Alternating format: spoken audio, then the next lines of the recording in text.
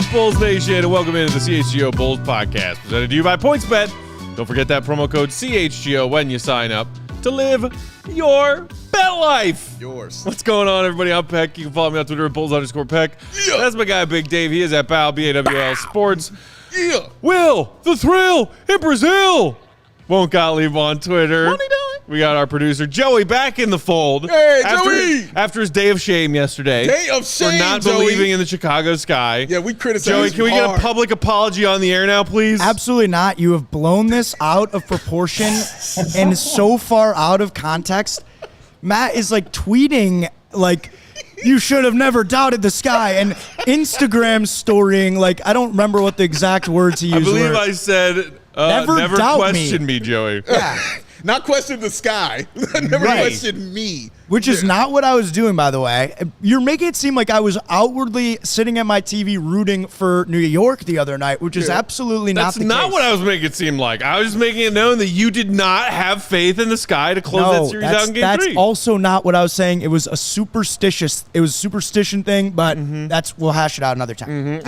Will, I need you to weigh in here. What do you think? Do you think that Joey was doubting the sky and now he's just trying to backtrack? The first thing that I thought when you brought that up was, how was that yesterday? That feels like so long ago to me. My whole sense of time is off. Yeah, of course you were blowing it out of proportion, Matt. That's what you do. Joey was just saying, don't come in with too much confidence. And of course, not that they were going to lose that game easily. Wait, Matt being a meathead and blowing something out of proportion? Couldn't be. I got you. I got your back, Joey. I'm about to say, that's Will's thing, though. Will is never going to get too high on something. You know what I mean? He's going to be completely level-headed. But you know who does get too low on things? Yeah. Joey. Yeah, Joey does get low, Will. He does get low on things. I get low, too. I get low. Yeah, I know. We know. But we can't do it the same way because you're not here. When you get here, we'll give you all of that. Joey's standing in for me on the pessimistic side. Look at this. Breaking news, Will. We got a goat bomb. Peck is picking on Joey. That's your goat bomb right there. It's the end of summer and I'm bored. Leave me alone. I was going to say, how much of this is really about you? It's not about you at all, Joey. We're in the dog days. To Serbia, and we just have to pick on Joey. That's how we get through the summer. Yeah. All right, it's fine. I'll be the lightning rod. There's your way to lobby for me to stop picking on you, Joey, is to convince them to send us to Paris. Yeah, get on that. Then my mind will be elsewhere. Get on that. He'll find another way to mess with you, Joe. Just like I would, too. It's the same. Okay. I know it's all love. It's all love, man. Okay. That's all it is. D-Maze, what up, boy? Before we get into today's topics, we got lots to talk about. We got the Chet Holmgren news. We got Pat Bev going to the Lakers. Your boy. And then we're going to round out all of our Eastern Conference offseason evals with the Brooklyn Nets, who are now a team that still has Kevin Durant. But before all that, I feel like we need to take this moment to pick on somebody else, not Joey. Okay. We need to pick on our friend Mark K, who will make an appearance on the pod tomorrow. Okay. But before he gets to talk about Pat Williams turning 21 tomorrow, we need to wish Patrick Williams an early happy 21st birthday. Happy birthday! Look at this! To you. Look at this birthday boy with a Bulls cake and a beer and some poker chips. Live it up tomorrow, Pat. Listen, remove the party hat, and you've just described a Tuesday for Matt Peck. No, you don't need the cake either. No, you might get the cake because I can see you crying and just eating cake by the handful. I'm not a cake eater. You don't do sweets. We know this. I do pie, Dave. You don't do sweets like that. Go ahead, Will. I can see those poker chips in the background. Don't think I missed that. Those are going straight to the roulette table. I didn't even notice that, Will. Now I'm concerned about you. I didn't even notice that in the background, man. Wow, that's impressive. Okay, but yes, happy birthday to him. He can now drink. He can now go to a club. You know what I'm saying? What else can he do at 21? Like, what else do you want to do at 21? He can plan his own travel. Like he can put travel reservations in his name. Can you not buy an airline? Something like that.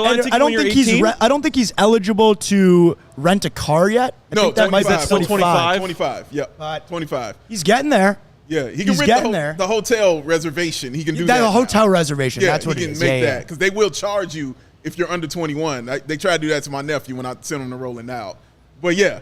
They can do that. They can do that, man. So congratulations to him, man. He's growing up. Colin says Pat will drink 2 beers in 2 minutes and then say, I'm over it. Let's play basketball. No, he's going to drink 2 beers, have some chicken parm, you know what I mean, hang out, and then he'll go play basketball for 14 hours. That's what I want his birthday. And Mark is not invited to the party. No. He is not? Oh, man. Go ahead, Well- Will.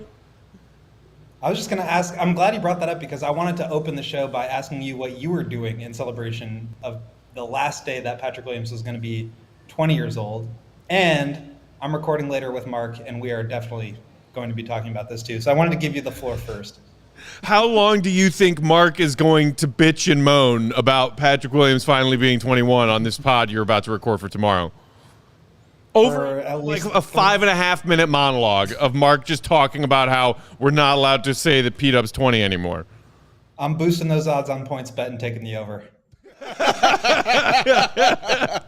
Using the promo code CHGO. Smart man. That's right. Smart man right there. Oh, man. It's going to be fun. That's going to be a fun show. Make sure y'all listen to it and check it out. That Bulls HQ Fridays. Bulls HQ coming at you, Fridays. baby. Make sure you Tell check Mark that we out. said hi. Yes. And then we're I just will. kidding about I the will. Pat stuff. Shout out C Red Ted also. It's a beautiful baby Just boy. a you got, beautiful man. little Bulls fan. Beautiful baby boy you got. All right, guys, let's talk. There was actually some pretty big news in the NBA spanning last night and this morning. Let's start with this. Devastating news for the Oklahoma City Thunder's number 2 overall pick, Chet Holmgren, who they learned suffered a significant ligament damage in his foot, a Lisfranc injury in his right foot. The number 2 pick in the 22 NBA draft suffered the injury in a Pro-Am game in Seattle on Saturday. He will miss his entire rookie season. Really unfortunate. We saw some Chet Holmgren action in NBA Summer League. Yeah. Obviously, a lot of expectations for him with that young new core they're building in OKC. Devastating news, and you wish him the best. The thing that I find interesting about this is that everybody immediately said, well, this means no more playing in Pro-Ams in the offseason for NBA players. No, that's not I what hate that that. means. That's completely it means maybe the end of Pro-Ams like from now till training camp, you know what I'm saying, for some of these younger players. But these older veterans and guys like DeMar DeRozan, you're gonna tell him he's not gonna be doing, his tournament thing like that? You're gonna tell LeBron James he can't go play where he wants to go play? Really? That's not gonna occur. So no, it's not the end of it. It's unfortunate, you know what I'm saying? Like that it happened this way. It really is. It's very sad and unfortunate, but it does not mean the end of Pro-Ams at all for me, Will. Yeah, I don't really care. They're going to do it or they're not, Like, I don't think I think there was actually a rule about, like, the certain leagues being sanctioned by the NBA during the summer. So, like, right now there's Eurobasket going on and those games are allowed. But maybe teams do start to, like, write into the contracts, you're not allowed to play in some of these pro-am games. There was an issue with the floor being wet at the crossover. That could have been part of the problem. But at the end of the day, I think it was just kind of like a freak injury. And, teams want to protect their guys for sure. I get it. Guys also love playing basketball. They want to do that. So I'm not too. I don't think too much is going to happen from it. Other than the Thunder are just going to be a sad story this year because I really wanted to see Chet play. They still got plenty of young, fun pieces over on that Thunder team. It would have been cool to see Holmgren thrown into that mix this year, and it stinks that he'll miss his entire rookie season. But I need to know. We still haven't solved the mystery of who's been drinking our Gatorades at the office, Dave. But We have not. We'll revisit that another day. Confess! Who used our CHGO Bulls Twitter account to say, reacting to this Holmgren injury, shut everybody down? Dalen Terry, DeMar DeRozan, everybody, you're not allowed. Was it you, Will? Was it you? Definitely wasn't me. Was it somebody on? Was it Casey? I'm going to look at Casey. I think Casey did it. Kevin, could have been I Kevin. think Casey did it. Casey, did you do this? Did you say shut everybody down on the CHGO? It was something Bulls? about No, like wrapping people in bubble wrap. I did it. I'm taking credit for that. You're taking credit? You don't know who did it and you're taking credit? I'm trying to fire off some meathead takes from the CHGO Bulls account. Because I just saw that come out from our CHGO Bulls account, and I was like, I disagree with this. Yes. Don't wrap him in Nobody's- bubble wrap. Wait a minute, Will. You Let him play. You made me talk loud to sweet Casey over here. How dare you, No, Will? that's why I stepped in. Casey's not getting any blame for this. I'm taking the credit. And guess what? We need to get some more followers on that account. The only way to do that is tweet more. So that's what I'm doing. I'm taking a stand. He's I just like that. He's just trying to get them followers up to 5,000. He's just So I throwing can get- fireballs from that account. He just wants to get up to 5 so I can get in I'm this throwing Tigers and fireballs. Tukes outfit. I've got a So- question. I've got a question really quick. I don't doubt the severity of the injury at all, especially given Chet's like body type, and this was already a major concern for him.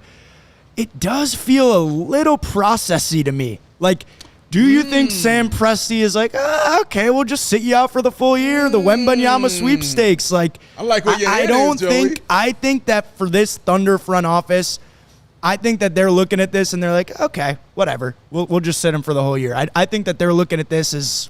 So meaning like they were already kind of planning on being a tanking team again this year. So I think that everybody who is going to try, I think everybody who has any chance to be in the mix for the number 1 pick this year is gonna do what they can to give themselves a little bit better of a chance. And we saw like teams have done this. Embiid and Simmons both sat out their entire rookie seasons, and I like where this is going. they got Markelle Fultz, and Wembanyama is going to be a lot better than Markelle. So I just think that's where my head went a little bit. I tweeted out, start getting the Wembanyama OKC jersey swaps ready. I like where your mind is. I like this a whole lot because honestly, he could take that year off and get some of that muscle. You know what I'm saying? Some of that weight gain, get his athletic greens on, and get swole up a little bit. That could also help his game a lot. And who's the young man that's going to be the? Oh my God, Shirtless Wonder's here! Oh. Shirtless Wonder's here! Oh, I see him! He made an appearance. Shirtless Wonder's in the building. He's got a cigarette Should I and call shorts. him over? See if he wants to pop in, No, make a little cameo on the he show. just flew back in from France, man, like on an espionage tour. Ooh. He's cooling right now. Yeah. Oh my God, I'm so excited. I'm sorry, Will. I got completely thrown off right there. That threw me off. But yeah, man, like who's the guy coming in next year that everybody's tanking for? The one that Joey was just talking about. Wembanyama, the French kid. Yeah. Yes, that's the next. Thank you. I want to hear it again. Yeah, and put you in that sweepstakes right there along with everybody else. It's an excellent conspiracy theory, Joey. I'm here for this. You know who's not a fan of that? If that is the plan, Who's that? Josh Giddey, who's like, yo, man, I'm ready to win now. Sorry, Shai Gilgeous-Alexander. Yeah. I was just looking at, I don't know how accurate this is, but usually it says people are in a boot for 6 weeks with this kind of Lisfranc injury. So yeah, I mean, I think there's probably something to that, but also like when you have a 7-footer who's got foot injuries, like who's supposed to be a franchise cornerstone, you don't really want to like rush him into games or speed him up or anything like that. So I don't blame them. I do think they're probably being a little overly conservative, and certainly like the chance to get Scoot Henderson or Victor Wembanyama is probably motivating them a little bit here too. But I think it's also just like we want to be as careful as possible with this kid because he's definitely skinny. He has a foot injury, which is super dangerous for big men, and they're in no rush right now to try to be anything close to good. that's true.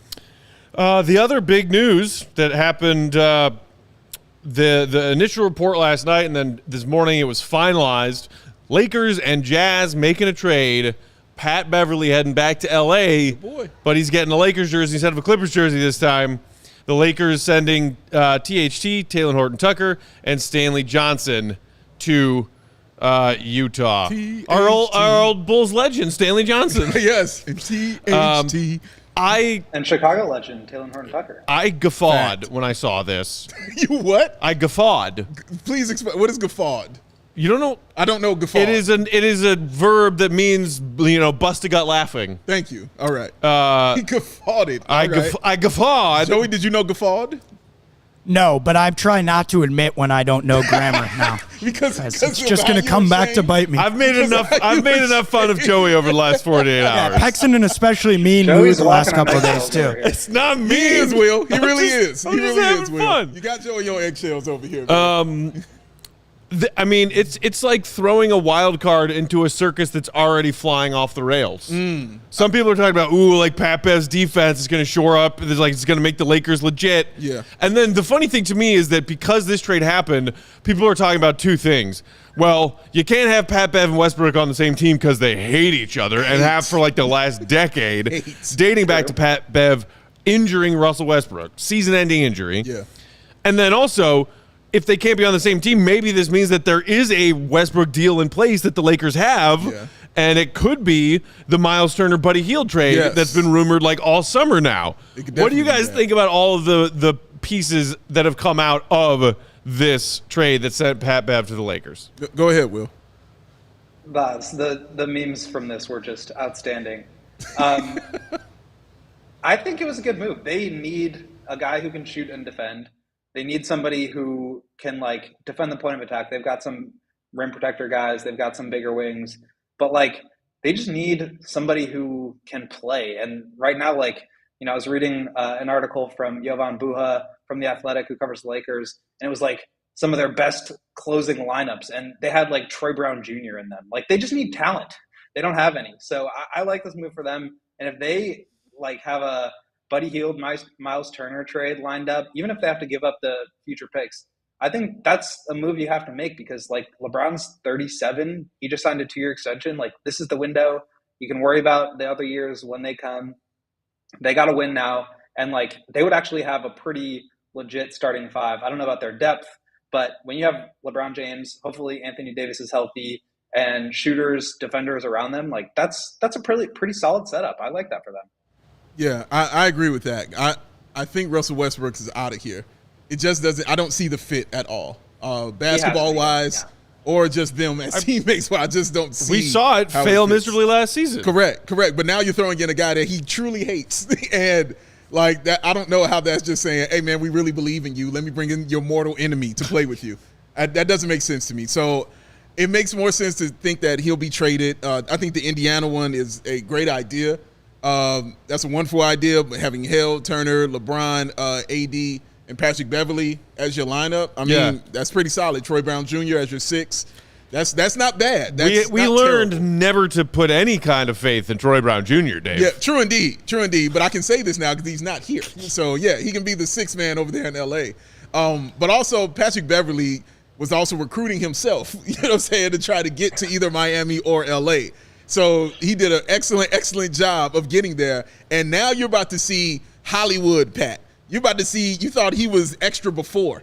You're about to see super extra Pat, man, all right? He was extra in Minnesota, where no one ever goes or lives. He about to be super extra. He's trying to get these advertisements. He's trying to get that – he's trying to get in these movies. He's about to be super extra right now. That's my opinion.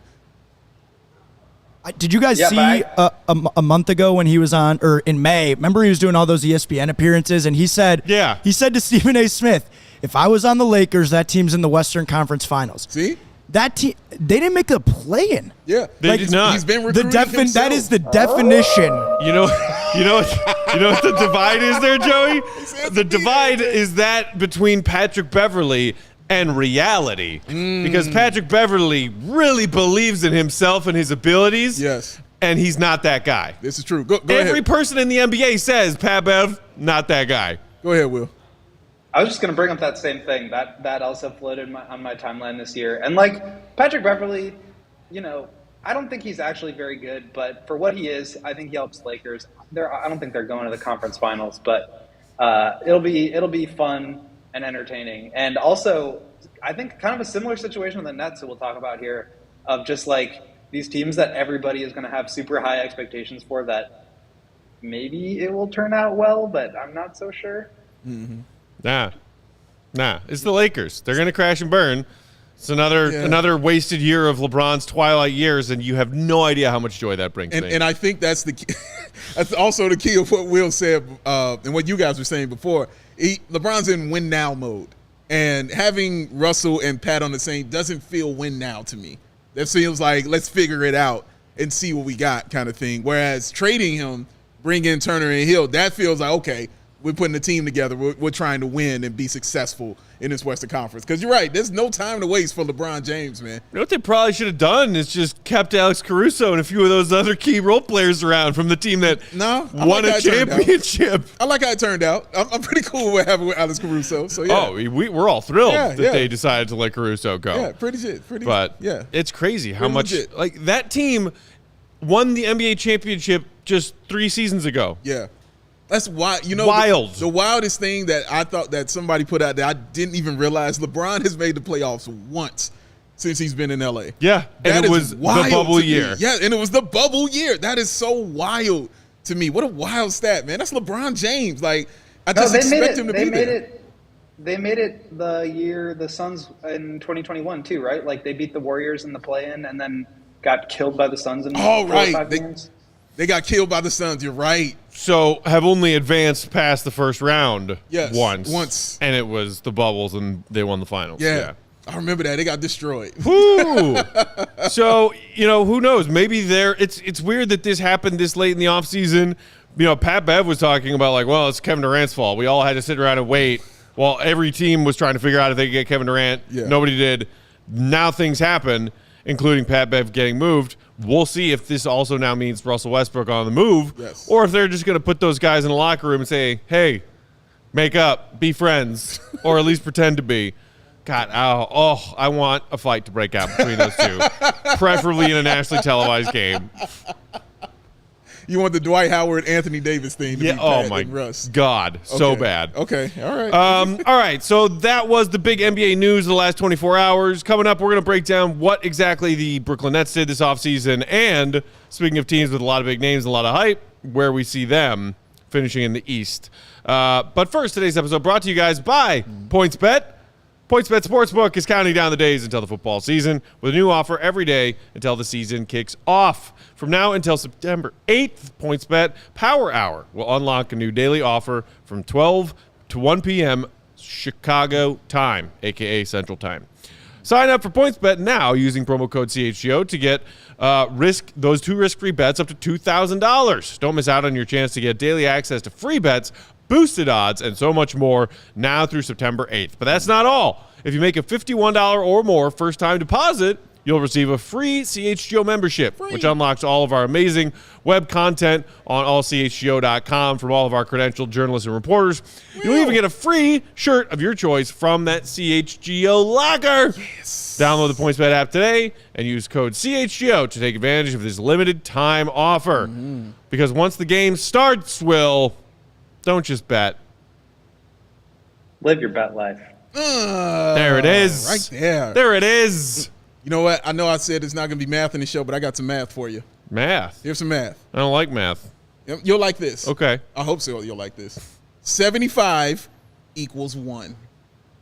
75 vitamins and minerals all condensed into one beautiful, delicious 75. liquid called Athletic Greens. And don't forget that whole food source superfoods, those probiotics, and of course, the adaptogens. Mom, Dad, I got an A in math. Yes, it equals 1. AG1, ladies and gentlemen. That Athletic Greens helps you start your day right. That special blend of ingredients that support your gut health, nervous system, immune system, your energy recovery, your focus, and your aging. Now, you can tell my man Matthew Peck needs a cup of that greens, man. We got to get him some of that green so he get that energy even more up. But that man in that bubble, he definitely had his. That's why the hair is coiffed and the energy is correct, because he got on down with the Athletic Greens. It costs you less than $3 a day. It's cheaper than getting all those supplements yourself. You're investing in that all-in-one nutritional insurance. Vegan, dairy-friendly, gluten-free, contains less than 1 gram of sugar, no GMOs, no nasty chemicals, no artificial anything. And it does all this while still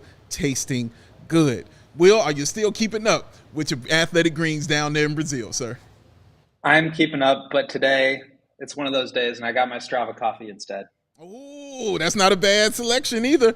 But he's got that green, see? He's got it on deck. He just chose another wonderful product, which is that Strava coffee. But you, ladies and gentlemen, can get on down with some Athletic Greens just like Will does, and you can get a free 1-year supply of that immune-supporting vitamin D and 5 of those free travel packs with your first purchase. All you got to do is visit athleticgreens.com/CHGO Bulls. That's athleticgreens.com/CHGO Bulls to take ownership over your health and pick up the ultimate daily nutritional insurance, because it is Athletic Greens. You scoop it, you dump it, you shake it, you drink it, and what you do, Will? You feel it. All up in there. I like your slash. It like right there. I was doing everything not to laugh out loud because it was so, half-hearted. It was like, hey. I don't know what you're talking about. I've never been more hyped in my life than when I'm listening to you do Athletic Greens reads. Hey, because I love it. Thank you. I appreciate that, man. Thank you. That means a lot. I got Athletic Blues. Oh, well done. well done. All right, let's talk about the Brooklyn Nets. Yes, Double O, you like feel that. A lot of attention given to the Brooklyn Nets this offseason, especially since whatever that was, June 30th, right before free agency when Kevin Durant requested a trade. So let's go back to draft night for the Brooklyn Nets. They made 0 picks. No picks on draft night for Brooklyn. They shelled out a lot in that deal to get Harden back in the day. They're still recouping some draft assets. So that takes care of that. They did, however, make that interesting trade with the Utah Jazz that kind of tipped Utah's hands. Yes. And led to that, Brian Windhorst meme that everybody was obsessed with for a solid week on NBA Twitter. Thank you, Will. Why would they do that? There are the details of that trade. Again, in case you forgot, the Brooklyn Nets, I think, get a solid kind of steal here and a quality player in Royce O'Neal. The Jazz getting a 2023 first-round pick, and that will come via Brooklyn, Houston, or Philly, whichever of those 3 first-round picks, all of them in 2023, is the least valuable pick. Yeah, they definitely, as far as the Nets, I like Royce O'Neal on that team. I like them as well. And they definitely need bodies. Like, they need depth on that squad right there. Besides the big 3 they have, they need to fill out. And Royce O'Neal's a good piece, man. You got a guy that can play well on both ends of the floor, can guard the best player because of his size, but it's also solid offensively too. So, yeah, I like Royce O'Neal, man. It's a very good pick, and I think that's why they did it. See what I did? See what I did? I see what you did there. Thank you. Wheels is better. Look at Wheels. Like Wheels is better, man. I like how his are up close on the other side of his head like this. I gotta keep it in the circle. Yes, sir. The other thing of note with the Royce O'Neal trade is that, as you said, Pac, it will come. The first pick owed to the Jazz will come from the worst of the Nets, Rockets, and 76ers. So probably Philly. Basically, probably Philly. And the reason why that's important is because on draft night, as part of the Ben Simmons-James Harden trade, they had the option to defer their pick from this year to next year. And so basically they are going to probably end up giving that pick next year into Royce O'Neal. So that helped them. By deferring, that helped them get Royce O'Neal, who I think really helps them. Like, they had a ton of injuries this past year, and I think they'll be a lot better with depth this year with Joe Harris and Seth Curry and some of these other shooters just coming back. But I mean, he's a little bit undersized, but he's another one of those dudes that can really defend bigger wings and just spot up and shoot. And like, you cannot have enough of those guys, especially when you have some ball dominant guys, and especially when you have Ben Simmons, who is automatically going to be essentially your 5 on offense because he just cannot shoot. Like, if you can't shoot, you're the 5. So they need very competent shooters around him.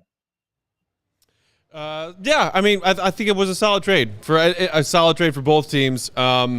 It's interesting that it was sort of like the little tease that led to the big trade that everybody was waiting for with Utah and Rudy Gobert. Yeah. Royce O'Neal, quality player who can offer you a little bit on both ends of the floor. It is like, it's weird that they just did not have a draft pick. But yeah, like you were saying, Will, with like the possible deferments, I don't think that this is a big expense for the Nets to get Royce O'Neal for that cost. I think it's a solid trade for them. And it's cool that they also made that move while still having no idea what was going to happen with Kevin. True. Like, you figure, the KD thing happened like an hour after that trade was announced. Yeah, which is like, usually everybody would say, well, you put everything on pause while we deal with Kevin, but they were able to still make this deal happen while the Kevin Durant news was hitting the ceiling, so to speak. Yeah. Okay, so moving on to what they did in free agency. The Nets, basically a modest free agent summer for them, just retaining some of their key role guys. They got Claxton back on a 2-year deal worth just over $17 million. We got Patty Mills back, 2 years, just over 13. I think that's great value for Patty Mills. Yeah, real talk. Taking a swing on TJ Warren, Will's a name that we talked about a lot because Will was always interested. Hey, maybe the Bulls should go out there and take a chance on TJ Warren. Yes. And then a couple of the younger guys, you got Kessler Edwards, 2 years, Sumner, 2 years. Sumner's is partial guarantees, including the second of those 2 years being basically not guaranteed at all. What jumps out to you when you look at those modest free agent signings, Dave? Will's boy, TJ Warren, actually jumps out at me. Honestly, because the situation is best for him. You know what I'm saying? This way. He gets a 1-year prove-it deal with the Nets. And if it works out and we see the TJ Warren that we saw in that bubble that year, then that's gravy for them. You know what I mean? They're going to be a really much better basketball team. So it's no sweat off of them. They need bodies, as I keep saying. They need any type of body that they can get. So if they can get this guy and he looks anything like he looked in that bubble season, that's a win for the Nets, man, at the price they paid for him and giving them that 1-year deal, Will. Yeah, it was great insurance if that happened, but now, as you said, it's just kind of like house money. And the other big signing that I liked was just bringing back Nick Claxton. I think he's got potential to be a really solid pick and dive guy who can just catch lobs and defend the rim a little bit. They're going to have a ton of different possible lineups they can play with, as I said, Ben Simmons at the 5 or Kevin Durant at the 5. But just to have like a really solid 20 to 25 minute a game center at a pretty reasonable price, that's the kind of number that you would want, that exactly that kind of 24, half of a game type of center to cost you. So I really like that contract, and he's also 23 years old, so he's got some upside as well. Yeah, that's another name. I know you were high on the idea of the Bulls looking at TJ Warren. Well, Claxton is a name that I always was keeping my eye on, hoping that maybe the Bulls could find a way to scoop him up. Because he would have offered a little bit of that rim protection. Per 36, he's a two blocks guy in his career. 2 blocks per 36 minutes. Yeah. And like you said, the rim rolling threat as well. So keeping him is key. Also, low-key, like Patty Mills might be one of my favorite role guys in the NBA. True indeed. I've always wanted the Bulls to find a way to get Patty Mills onto their squad. Yeah. He stays in Brooklyn on what I think is a really team-friendly deal. When you think about Patty Mills is vitally important to that Brooklyn team. No question. And it's weird to say that about a Brooklyn team that hasn't quite gotten this Kevin Durant, Kyrie core together in a sense that, they come up just shy against Milwaukee in the playoffs 2 years ago. This year, it's a total mess all season long. They get quickly bounced by Boston in round 1, but a team that people have been talking about since KD and Kyrie arrived as front runners, at least in the East. Patty Mills has been vital. Even just winning regular season games, stacking up regular season games, his three-point shooting, what he can do as a distributor on the offensive end. I think one of the more underpaid players in the NBA. 2 years, $13 million. Patty Mills is worth more than that, at least in my opinion. Yeah, no, I agree with you. And what's awesome about Patty Mills is even though he's a good passer and all those things, he's really good without the ball too. Like he doesn't need the basketball to be effective in the game. And having Kevin Durant out there with Kyrie Irving, those opportunities might be few and far between. But he'll still drop 30, you know what I'm saying, even without having that because of the great three-point shooting that Matt was pointing out. So, yeah, Patty Mills has always been a favorite. He's always been one of those guys who puts on a Spurs uniform and it's like he gets extra 5 points. Yeah. You know what I mean? Like Tony Parker was like that too. You know what I mean? Like you put on that – I don't know why, but it was just like that. Bellinelli, you know what I'm saying, that's another one who did that. Like I don't know why it's like that. But, yeah, but even in the Nets uniform, he's still real formidable.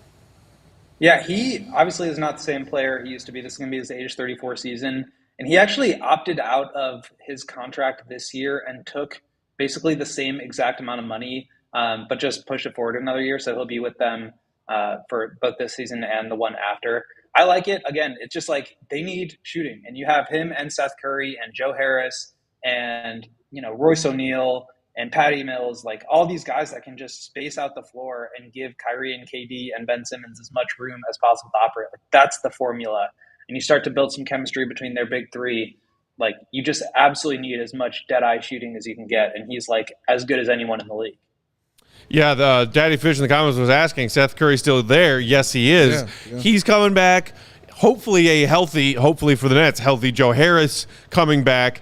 It's funny to me, like, I was like, man, Seth Curry, that contract's got to be up by now. And then I went back and looked at Seth Curry's spot rack page and remembered that it was a four-year deal that he originally signed with Dallas. And then he got Dallas to Philly. He was in Philly for that year, and then Philly to Brooklyn. And so now he's entering, I believe, the fourth and final year of that 4-year deal, which will be now his second.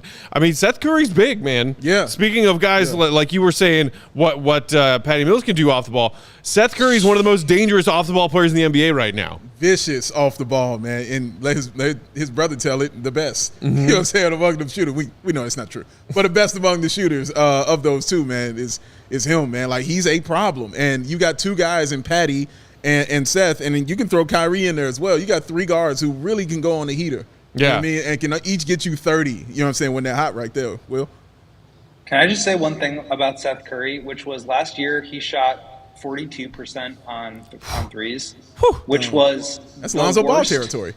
The worst season of his shooting career since 2014-15 when he played 2 games. Every year it's 45, 42.5, 45, 45.2, 45, and then last year 42. He did shoot it much better with the Nets at 46.8%. Like this dude on high volume. I mean, you need those guys. He's so freaking good.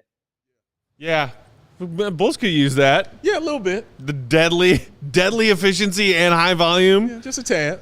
Come on, Bulls. Go get Seth Curry. Why not? Yeah, so the other thing that is, I think, a big question mark is what Joe Harris looks like. Yes. After missing that much time. Yeah. I mean, that guy was their arguably like fourth most important player when that team was good and fighting Milwaukee in the playoffs a couple years ago. Man, they got a lot of shooters. They do. This team has a lot of shooters, and one notorious refused to shooter. But man, if Seth Harris, all these guys are healthy, you got Patty Mills back. Man, they got shooting everywhere. You like that? Oh, you hurt me with that one, dog. Like, yo, you threw me off with that one, man. That was really, really damn awesome.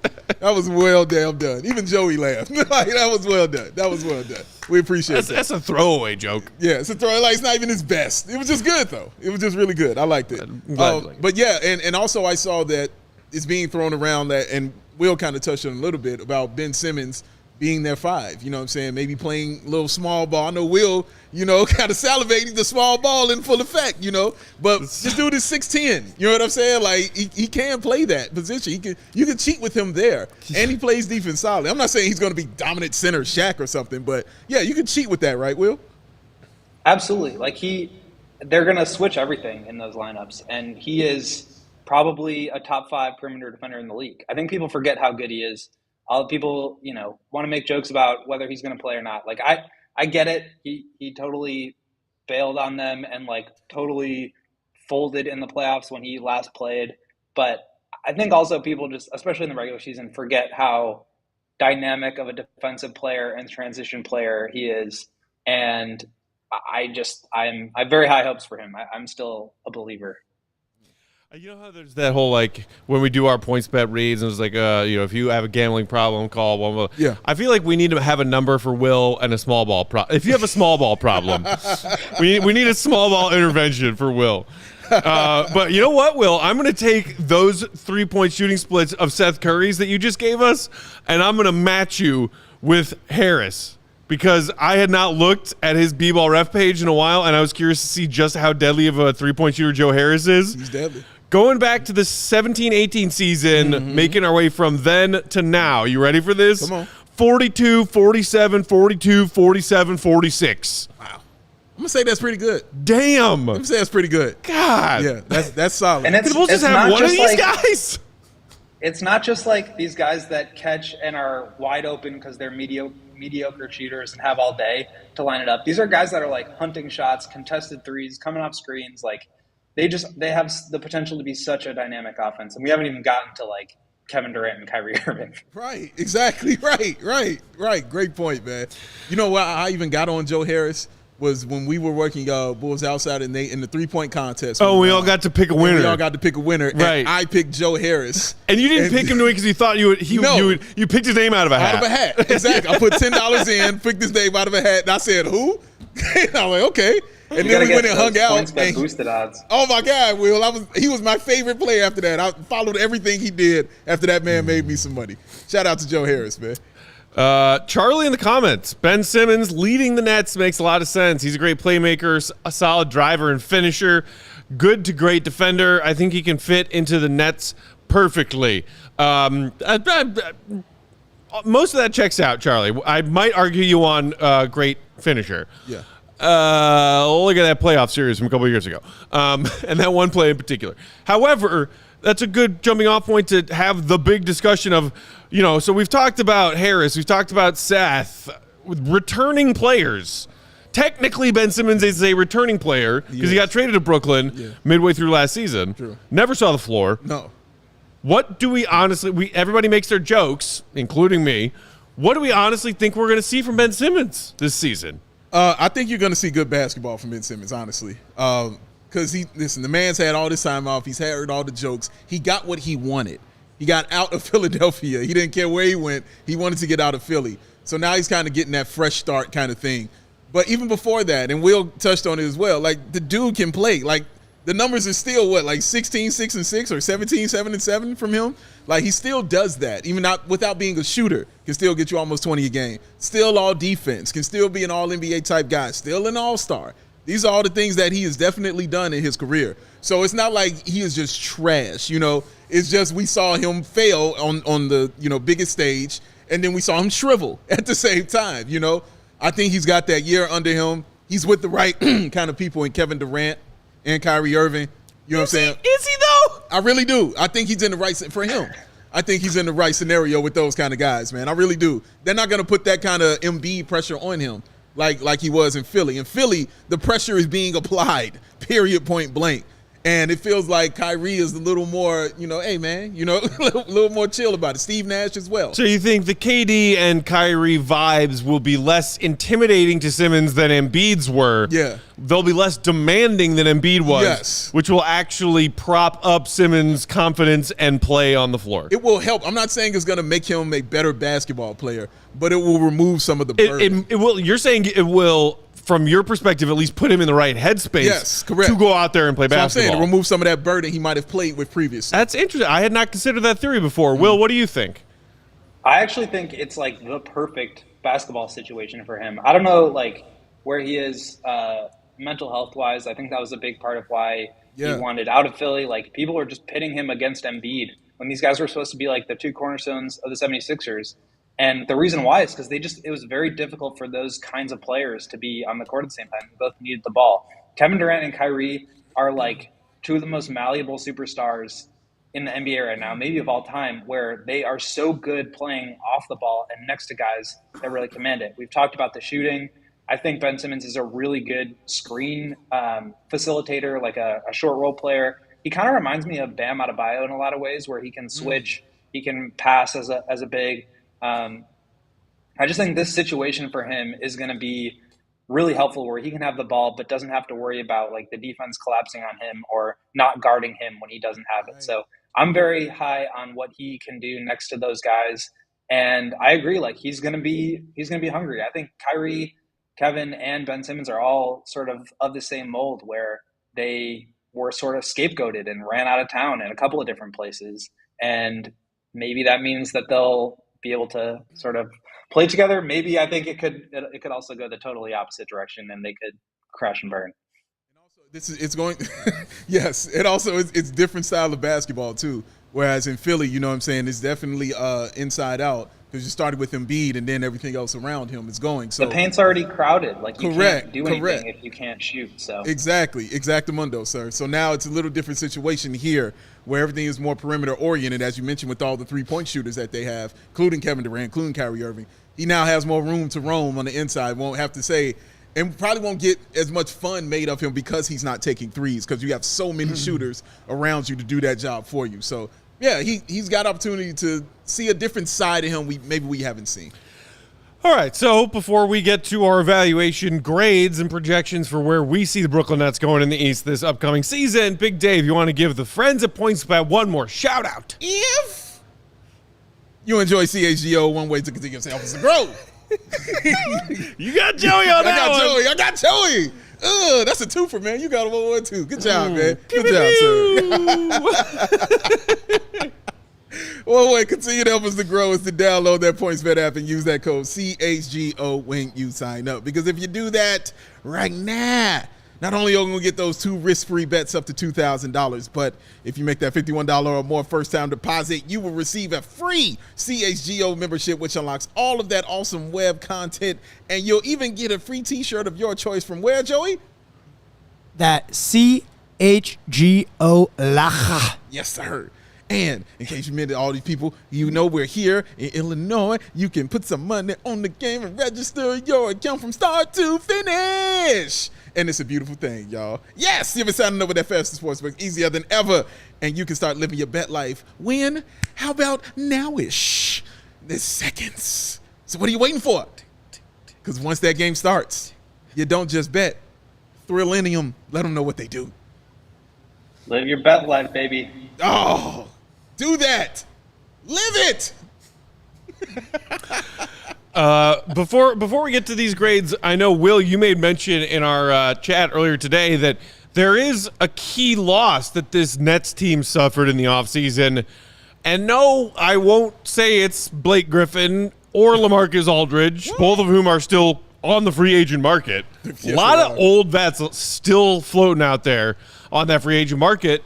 It's Bruce Brown, who got lured away by a 2-year deal from the Denver Nuggets. Yes, he did. Yes, he did. I mean, Bruce Brown has done a lot for this Nets team. Do we see him leaving as a equally important element to the Nets offseason as some of these people arriving or staying? I mean, like I said earlier, they need bodies. And so losing bodies and one that was the actual help for one, as in Bruce, who was shooting like, what, 50, like close to 60% from the field or something like that? Like almost 9 points a game, gets you 5 rebounds. Like he was one of those solid key contributors that you need on your basketball team. And the fact that they lost him, knowing that he's another body that they could have had, yeah, that's going to affect them. No question about it.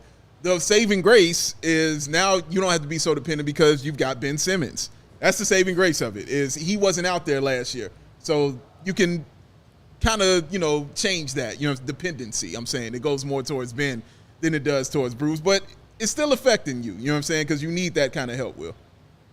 Yeah, that was the key for me, is that it's a huge loss. And I think he's going to be, first of all, he was awesome in the playoffs. Like he was doing everything. He was a short roll facilitator. He was switching. He was guarding everyone. And I think most importantly, he was shooting 43% on 3.5 threes per game.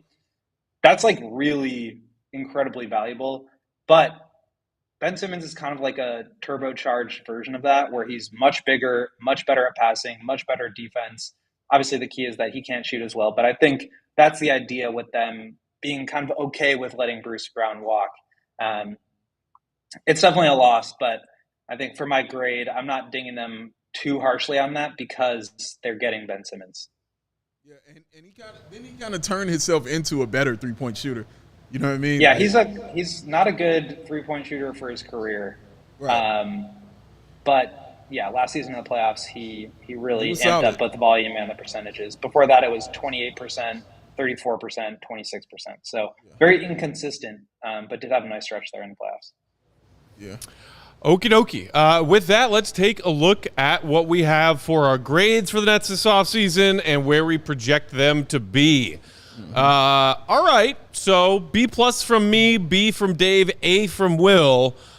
Basically, I thought that their offseason moves as far as fringe guys, role players, the Royce O'Neal trade, all fine, all kind of B-ish. I decided to throw a plus on there for one specific reason. Kevin Durant asked for a trade, and they convinced him to stay. Yes. Good job. Yes. Good job, Nets. It's the reason they got the B, for me, was that right there. He kicked, he screamed, he whined, he pouted, and they said, go to your room. It's like, so what? We don't care. You can't go anywhere. But I like it because they did do their due diligence. They said, fine, you want to be traded? We want half of everything you have in your organization. That's how much you're worth. You know what I mean? And they went out there and they did that. They took the fillers and they came back like, okay, dude, like we did it. Nobody wants you. So what do you want to do? You know what I mean? Like, do you want to get a check or not? And so, yeah, I like the position they took. And even as far as the owner even coming out and saying, no, I support Steve Nash and I support Marks in our front office. So, yeah, I like how they stood strong on it. And they got Kevin Durant. You get Kevin Durant, you get a B. That's how that goes for me. I love, Dave, that you continue to go absolutely rogue with the where they will land in the standings and picked 3 through 8. That was vicious. Because, dude, I was Slightly wider window than what we've been working with. I was not changing it. I was not going to change it because Big Dave is very specific. If he says 3 through 8, he means 3 through 8, not 4 through 8, not 3 through 7. Nope. 3 through 8. I'm very specific, and I know what I was saying. Let the in that. record show that the rules for this when we started were pick 1 through 3, 4 through 6, and play it. And Dave has paid zero attention to that. No. In the beginning, I did. I definitely did. In the beginning, the first 3. No, day 1, you were. I think the earliest first 3. The earliest editions of these offseason evals, you were in line with the tiers Top 3, as we had agreed upon them. Come on, man. Listen, this dude is my friend. Remember when we were doing our meathead grades and figuring out, and Matt just said, screw that, I'm doing it my own way? Okay, it's the same thing. You know what I'm saying? It's the same thing, sir. It's the same kind of thing. But the reason I even put that, the reason even I even did that, I was going to put question marks. Because honestly, they could really finish anywhere in between that. Like, they could be a 3 seed or they could just make the play-in. You know what I mean? Like, I didn't know. You know what I'm saying? And that's why I was like, they could be anywhere from 3 to 8, honestly.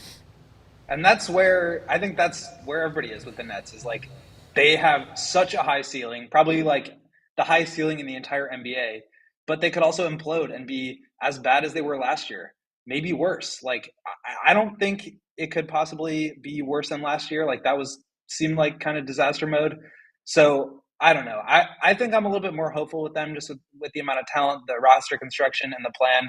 I gave them an A because I completely agree with what you said, Dave. The way that they handled the Kevin Durant situation, I think, was as well as any team could possibly handle that. They did their homework. They reached out to teams. They didn't feel the pressure of like, okay, we got to fire our coach and just do exactly what this guy says. And then they brought him back, and he's on board now. At least that's how it seems. So, like, I think that really speaks volumes. I think that is like almost A+ territory for me. The reason I didn't go that high is because of the Bruce Brown signing. But when you have that much talent and when you have everybody on board and you're able to like keep your house in order like that, I think you deserve an A. And I had them top 3. I think I'm going to push Miami into Miami and Philly into 4 through 6 range and kind of cascade down from there. I could see them winning the East and winning the championship. They're that good if they play. Yeah. Who knows if that's going to happen? That's a big if, and maybe that's enough to shift them down. But for me, I'm going with the rosy outcome here and saying they'll be top 3 and then A offseason. And all this not to mention the fact that they have Kyrie now for 1 year. They didn't trade him for peanuts and get Russell Westbrook back. Like they stayed intact, and I think they're in a much stronger position now. True indeed. Yeah, I mean, I kept them as a play-in team. That's probably crazy to a lot of people who say, oh, well, KD's healthy, right? Kyrie's going to play. The vaccine restrictions have been lifted that caused him to not be able to play home games last season. And Ben Simmons theoretically is going to play instead of not playing. Mm-hmm. I still don't buy it. You know who was doing a lot of work for that Brooklyn Nets team last season when KD was hurt and Kyrie was off being a freaking lunatic? James Harden. You know who's not on the Brooklyn Nets anymore? James Harden. I mean, I'm sorry. I just still see a very likely scenario, or at least possible scenario, that this team is about as good as they were last year. Yeah. Maybe there will be less drama. Yeah. Maybe there won't be less drama. Yeah. Kyrie's still there. Yeah. KD's just picking fights with eggs on Twitter. Ben Simmons hasn't played basketball since the 80s. Got to back you out of me. There are so many variables here, so many variables that I don't have faith in the talent on paper when I look at the roster. That's fair. I don't know why anyone is like, oh yeah, they'll all just collectively get all of their collective shit together and go win a lot of basketball games. I think it's easy to play. I agree. They were a majorly flawed team basically all of last season, but it's easy to play the result. It's easy to look at that 4-game sweep against the Celtics, but like what I go back to is that game 1, we were all sitting right here, that Jason Tatum game winner. If the Nets win that game in Boston, like I don't know if they win the series, but it's just a different series. I think that series is a little closer. I just think anytime you have KD and Kyrie Irving on the floor together, you have a chance, which you addressed. Mm-hmm. And I think we all know there's such a high variance for, they could be really good, they could be really bad. But yeah. I just think a couple different breaks last year, and we could be talking about this team a little differently. And it's also going to be weird. What's that dynamic going to be like, Will? Like, because KD has asked for a trade and basically said, I don't want to play with these guys anymore. And now he's got to come into that locker room like, you didn't let me finish. Like I have more to say. So I think all of that going is going to be interesting. It's going to be a lot for Steve Nash to deal with. A lot of people have been kind to Steve Nash saying, he shouldn't be the brunt of all this. You know what I'm saying? A lot of this isn't on him or his fault. And I agree. It shouldn't be. But at some point in time, it's going to be. He can't just not be the guy that just continually skates by. He's going to, his 3rd year as a head coach? So at some point in time, he's going to have to take those head coach burdens, Will. I think the way I'll put it is like they probably have, pound for pound, the most to overcome in terms of like disappointment from last year, given how much talent they have, all the things that they went through, and the drama that Kyrie and Kevin and James put the team through.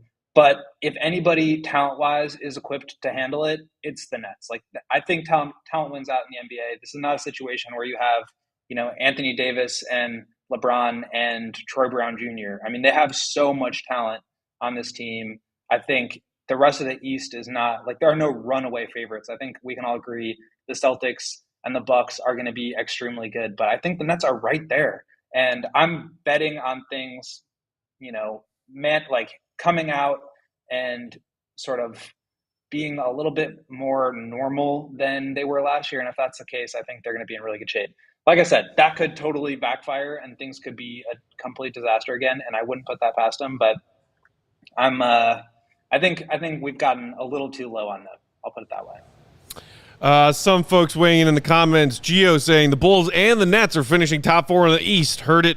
You heard it here. Right on. Ricky saying the Nets could be like Caddyshack 1, historically good, or Caddyshack 2, historically bad. Wait, so let me go segue Joey really quick because we've got a B, we've got a B+, and we've got an A. Yeah. But I think most of us agree, and I've seen people talking about in the comments, these probably for me get an A. Ooh. The Nets just dropped these a couple hours ago. These are the new throwbacks that they're going to wear this year. Oh. These are pretty tough, I think. Slick. I look at that jersey and I see Dr. J. That's it. That's exactly what I was going to say. That's it. That's all. I see Dr. J and I see Daryl Dawkins. Ooh. Those are 2 I see, but definitely Dr. J for sure. Yeah. You see the afro right now blowing in the breeze. Afro flying to the rim for a beautiful dunk. You see it, man. Those jerseys are clean, man. They've got a lot of jerseys. Yeah. Honestly, they've got a lot to choose from, man. I was not a fan of the Weird City Edition ones they did, where they kind of looked like the Miami ransom note ones. Oh, yeah, I didn't like those. Yeah. Why is every NBA team doing a ransom note jersey? I don't get it. With the weird, different cutout magazine letters, very strange. Idea. But you're right. I didn't like them either, man. But those are approved. You approve of those, Will? Those are nice. Absolutely. Will approves. He approves. Go to approved. Yeah. So look. It's possible, like you said, Will. I'm not ruling out the fact that maybe the Nets do get all of this together. All 3 of their big stars buy in, and we're talking about them in the Eastern Conference Finals this coming season. That is perfectly plausible and reasonable. Yeah. Possible.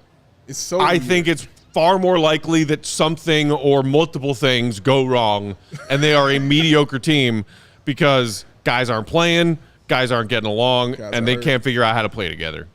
It's so strange, you know what I mean? Because they're the only team that, that we're talking about, in those top 6 teams that is kind of like that. You know what I mean? Like everybody else, you're kind of like, nope, you're here. You may be here, but you may be here. Anywhere. You may drop one, you may rise one, but them, it's like, dude, it's such a wild card. You know what I mean? They're like Dennis Rodman. They're a wild card, man. You know what I mean? Like you just don't know. Murdoch on the 18. You had to say Dennis Rodman. Did you see that his jersey game worn from the 97 finals game 6 is also hitting that same auction as MJ's jersey? I'm glad you said that because I had a question for you. I want to spend all the money in the world on it. I had a question. Would you spend your money on that, or would you spend your money on a Joakim Noah game 6 when he got the steal, the dunk, and the and one? Yes. I'm buying both of them. If I have the kind of money to spend on like tens of thousands, maybe even flirting with hundreds of thousands on a jersey, I'm buying all of them that I want. All the jerseys. Yeah, we gotta get Matt married, man. His wife can't be doing this with his money. What are you talking about? That's why I'm not married. I save all my money for Bulls stuff. I'm trying, man. It's so many prayers out there for Matt. I got going, man. Like before we get out of here, guys, I just want to say, like a public alert. If Juancho Hernan-Gomez goes missing sometime in the next few days, track the IP address of Holding That Bag recordings in our comments. This person has not shut up about the Bulls getting Hernan-Gomez for the past hour. Every comment that has been made, I think we have a Hernan-Gomez stalker. I think we do. Yeah, he must like the movie. You know, he clearly enjoyed Bo Cruz. Bo Cruz, and who did get picked up by Toronto. Toronto, yeah. He's going to be on Toronto. So yeah, he's. Okay. I'm just saying, just be concerned. People joke about Peck, like you're a Joakim stalker. A little bit. I'm not. I don't have the same creepy stalker vibes that Hold That Bag Recordings has about Erna Gomez in our comments right now. He said, "I'm at the UC right now." That is terrifying.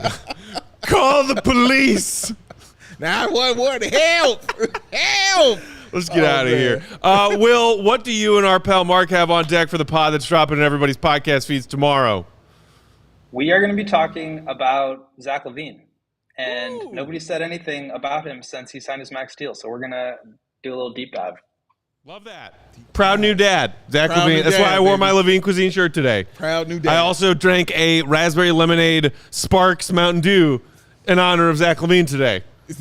Oh, yeah, because he's a Mountain He's Dew the guy. spokesperson. Yes, you're right. You're right. It's the only reason I would drink that beverage. I let it go. Yeah. Let it go, yes. Thanks for tuning in. Make sure you check your podcast feeds for that episode, the special Bulls HQ Friday with Will and our guy Mark K in your feeds tomorrow. Yes, sir. In the meantime, you can hit us up on Twitter. Will is at Woke Gottlieb. Big Dave is at Balby, AWL Sports. Thank you, Lawrence.